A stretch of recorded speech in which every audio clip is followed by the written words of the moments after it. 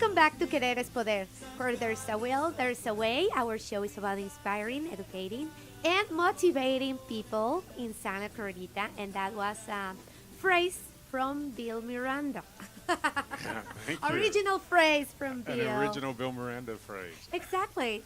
So We have with us the most interesting man in the world. And here he is. His name is Robert Catrini. We have been with you for a couple of segments already, Yeah. and we've learned about your early life. Yeah. And when last we left, you were rock starring it in New York City, mostly in the Bronx. Yeah, I not rock star. We were pretty popular. The band was called Three's a Crowd, and we were pretty popular. Okay, so let me ask you a question. Sure. And put your humility aside. What makes a rock star? At what point does one say you're a rock star? Oh, you have to be a major act to reach that. Well, level. how many? You were. No, we played a lot of clubs. We were good. I mean, we really were. Rock star. No. Here, let's let Patsy be the judge. Patsy, you judge. Rockstar. Rock star. There Let's it go is. next from Okay. Rockstar to the next Yeah, station. let's move on. So I did that for a while, and then we played some clubs that just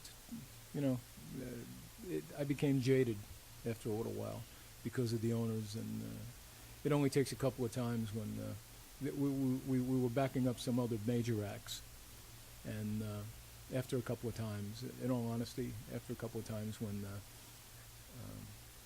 time ran over and we never got a chance to go on, and the owners tell you, well, we're not going to pay you tonight Because you didn't go on. because you didn't go on. I Yeah, said, but well, even though you still made the same commitment of time and right, resources. that's not what the contract says. But some of the clubs that we played, the people who owned them and told you weren't getting paid were not exactly the type of people that you wanted to argue with. Right.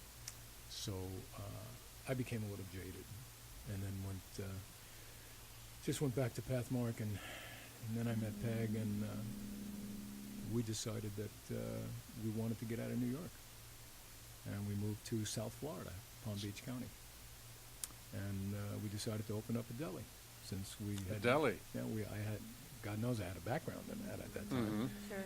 And we opened up the food shop. And It was New York style in it was very Florida.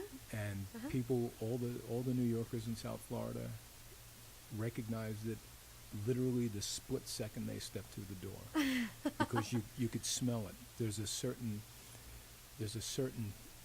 combination of aromas that you just know in your mind just knows it when a particular type of potato salad is being prepared from scratch, and the potatoes are cooking in the kitchen, on the coleslaw is being sliced on the slicer and being mixed with the brine.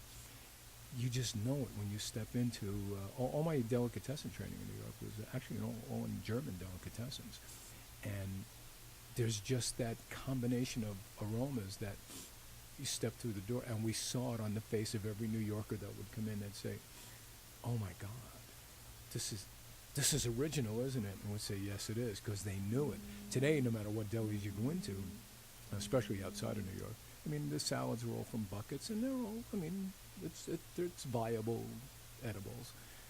But when you make something from scratch, it's really different.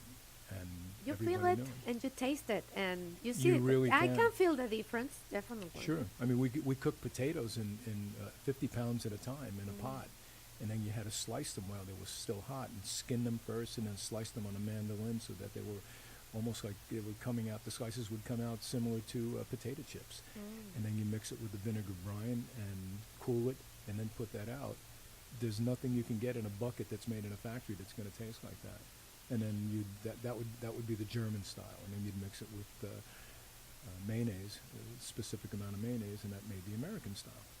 And we did the same thing with the macaroni salad and coleslaw and everything. And New Yorkers would step through the door and say, "Oh my God, I know that. I know that." You could see it on their faces. We're very, very popular. So you see, Patsy, we've gone from juvenile delinquent Rockstar. to rock star Well, to owning a deli in South Florida, a New York deli, no less. And where do we go from there? So what happened one day? Peg and I went to the movies. We closed the deli one night, and I said, let's go to the movies. And we went to see a Steven Seagal movie called Out for Justice, where Steven is playing a Brooklyn detective. And he's talking like this. And and I'm sitting there, and I go, oh my God, I'm from Brooklyn. I don't even speak like that. You knew it. You knew the difference. Well, what was interesting was the beginning of the film. I'm watching the opening credits, and a name came up. It was a double card, Sal Richards, and it was on. If I remember correctly, it was on a double card with Gina Gershon. Nobody really knew who Gina Gershon was at the time.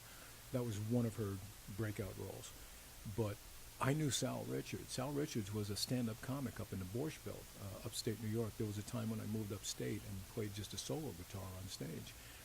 And I literally sat upright in the theater out loud and said, Sal Richards. And of course everybody in the theater looked at me. Even Peg looked at me like, what the heck was that?